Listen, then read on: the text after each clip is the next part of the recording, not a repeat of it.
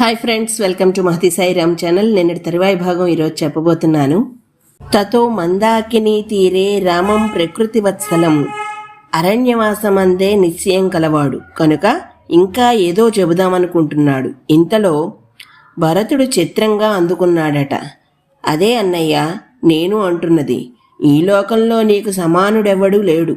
నీకు ఎట్టి దుఃఖము వ్యధను కలిగించదు, ఎట్టి సుఖము ప్రీతిని కలిగించదు. పెద్దల అనుగ్రహము ఎన్నో విషయాలను తెలుసుకుని నీవు నన్నెన్నో విషయాలను అడిగావు. చనిపోయిన వాని విషయంలో ఎలాగునో అలాగే బ్రతుకున్న వాని విషయంలో కూడా ద్వేషం ఉండకూడదు. లేని వస్తువునందు రాగం ఎట్లుండదో అట్లే ఉన్న వస్తువునందు కూడా రాగం ఉండరాదని నేను ఎరుగుదును. అందుకనే తండ్రి మీద ద్వేషం లేదు, తల్లి మీద ద్వేషం లేదు. నేను రాజ్య విషయాన్ని ఎరుగునప్పుడు నా మనసు ఎలా ఉందో నాకు రాజ్యం అని తెలిసిన తర్వాత కూడా అలాగనే ఉంది. కనుక ఆ దుఃఖమంతా నీకు దుఃఖం కలిగిందని మాత్రమే. తండ్రిని దూషించకూడదని తెలుసు, కానీ ఒక స్త్రీ ప్రీతి కోసం ధర్మార్థములను కామానికి బలి చేశారని బాధ. తండ్రి ధర్మాన్ని అతిక్రమించినప్పుడు పుత్రుడు దాన్ని సరిచేయవలెను. అప్పుడే అది లోకంలో అపత్యమని అనిపించుకుంటుంది. లేని ఎడల అదే అపత్య లక్షణాన్ని పొందదు కదా. నీవు తండ్రికి అటువంటి అపత్యానివి కనుక చెడు మార్గంలో ఉన్న తండ్రిని నీవు సరిచేయవలసి ఉంది. తండ్రి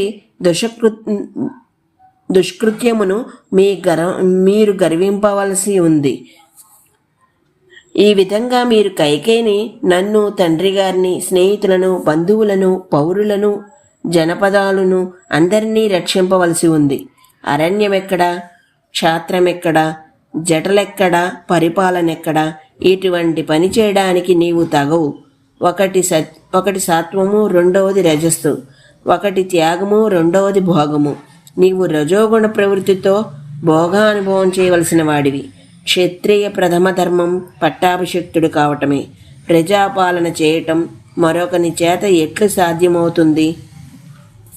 ఎవడు ప్రత్యక్షాన్ని వదిలిపెట్టి అలక్షణము, అయాస్థితము, అనిశ్చితము అయిన దాని యందు చరిస్తాడు. ప్రత్యక్ష ధర్మం అంటే త్యాగభోగయుక్తంగా పరలోక శ్రేయస్సు దానమైన ధర్మం. అట్టి దాన్ని వదిలి సంశయస్థం అంటే అప్రత్యక్షము అంటే అంగలోపాదుల వలన తగని ధర్మం. అలక్షణము అంటే క్రియాశక్తి నిరూపింపలేని లక్షణం.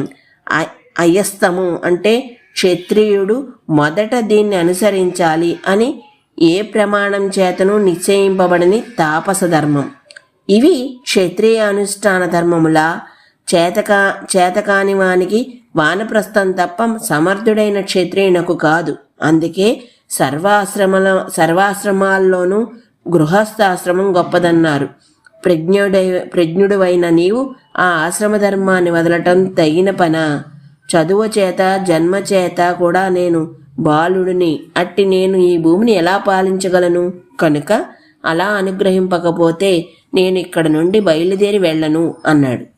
అప్పుడు రామచంద్రమూర్తి భరతుణ్ణి చూసి, కైకేయి దశరథుల కుమారునిగా నువ్విలా మాట్లాడకూడదు. తండ్రి ధర్మ మార్గం తప్పటం మనం సరిదిద్దడమునా?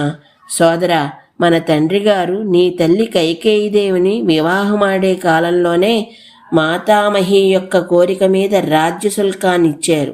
కనుక కైకేయి పుత్రుడు భరతునకు రాజ్యమియ్యవలనని ఆనాడే కోరబడింది. ఆ తరువాత దేవాసుర సంగ్రామంలో వరదాన విషయాలు. అందువలన రాజ్యం నీకు సంబంధించినదైనది. పున్నామ నరకం నుండి రక్షించేవాడు పుత్రుడు కనుక నాన్నగారిని నువ్వు రక్షించు. పండితులు బహుపుత్రులను కోరుకుంటారు, ఎందుకంటే అందులో ఒక్కడైనా గయకు వెడతాడని. నువ్వు నాన్నగారిని నరకం నుండి రక్షించు. అయోధ్యకు వెళ్ళు. శత్రుఘ్ని సహితుడివై ప్రజలను రంజింపచేయి. నేను వైదేహి లక్ష్మణులతో దండకారణ్య ప్రవేశం చేయాలి. ఆలస్యం చేయకు.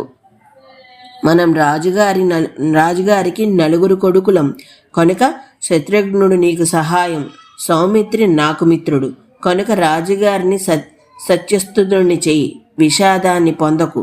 ఇలా రాముడు ఓరడిస్తూ ఉండగా బ్రాహ్మణుడైన జాబాలి ధర్మోపేతుడైన రామునితో అంటున్నాడు, అంటే వైదిక ధర్మాభియుక్తుడై అంటున్నాడు. ఎందుకు ఇలా అంటున్నాడు మరి అంటే, ఈ సదస్సు యజ్ఞవేది, త్రేతాగ్నులతో కూడినది అని ముందే చెప్పారు. యజ్ఞకర్మాంత వ్యవధానంలో హేతువాదం చేయాలని శాస్త్రమే చెప్పింది. అశ్వమేధంలో అలా చేశారు. ఈ హేతువాద కారణంగా వ్యతిరేక భావం నుండి సక్రమ భావ నిర్మాణం అవుతుంది. అది దీని ప్రయోజనం. కనుక జాబాలి హేతువాదపూర్వక వైదిక మత సిద్ధాంతాన్ని బలపరుస్తాడు. ఇది రహస్యం. కనుక జాబాలి ప్రారంభించాడు. రామ, నీకు బుద్ధి లేదు. ఆర్యబుద్ధికి ప్రాకృత నరబుద్ధి వచ్చింది. ఎవనికి ఎవడు బంధువు, ఎవని నుండి ఎవనికి ఏమిటి వచ్చింది? ప్రాణి తనకు తానుగా పుడుతోంది, తనకు తానుగానే నశిస్తోంది. దీని వెనుక ఈశ్వరుడు లేడు, కర్మఫలము లేదు. మనిషి గ్రామాంతరానికి వెడతాడు, అక్కడ కొద్ది కాలం ఉంటాడు. ఆ చోటును వదిలిపెట్టి మరొక రోజున మరొక చోట ఉంటాడు. మనుషులకు తండ్రి, తల్లి, గృహము, సంపద అన్నీ ఇలాంటివే. తండ్రి రాజ్యాన్ని విడిచిపెట్టినవాడు నరోత్తముడు కాడు. అయోధ్య నగరం నీకు అభిషేకం చేయడానికి ఎదురు చూస్తున్నది. రాజ్యభాగాలు అనుభవిస్తూ అయోధ్యలో విహరించు. నువ్వు దశరథునకు ఏమీ కావు. దశరథుడు నీకు ఏమీ కాడు. ఆయన ఒక రాజు, నీవు ఒక రాజువి. కనుక నే చెప్పినట్లు చెయ్యి. బీజమాత్ర కారణుడైన తండ్రి అల్పకారుణుడు, శోణితాకారణైన తల్లే ముఖ్య కారణం అవుతున్నది అని యజ్ఞవల్క స్మృతి. రాజుగారు పోయాడు. ఇది మనుష్య ప్రవృత్తి. దీనికి నీవు మిథ్యాభూత సంబంధాన్ని కల్పించుకుని బాధపడుతున్నావు. అష్టకాశ్రార్థం పెడుతున్నావు. సంవత్సరిక పితృదేవతారాధన చేస్తున్నాడు. ఇక్కడేం జరుగుతోంది? అన్నం నాశనమవుతున్నది. అంగ్యాదుల యందు పడి. కానీ చచ్చిన వాడు తింటున్నాడా? ఒక్కడిక్కడ భోజనం చేస్తే ఇంకొకడి దేహాన్ని పొందుతోందా? కనుక శ్రాద్ధం పెట్టాలని అనుకుంటే దారే పోయేవాడికో భోజనం పెట్టు. సంవనం అంటే కర్మచేత వశీకరణం చేసుకునటం. దానాది వశీకరణోపాయాలున్నాయే, అవి మేధావుల చేత కల్పింపబడ్డాయి. కనుక సేవించు. ఇష్వు దీక్షను పొందు. తపస్సుతో తప్పించు, విడిచిపెట్టు. పరం అనేది ఏమీ లేదు అనే బుద్ధి కలిగి ఉండు. ఏది ప్రత్యక్షమో దాన్ని ఆచరించు. పరోక్షం అనే దాన్ని వెనక్కి తోసేయి. ఇలా చార్విక మతాభిప్రాయంగా జాబాలి మహర్షి మాట్లాడారు.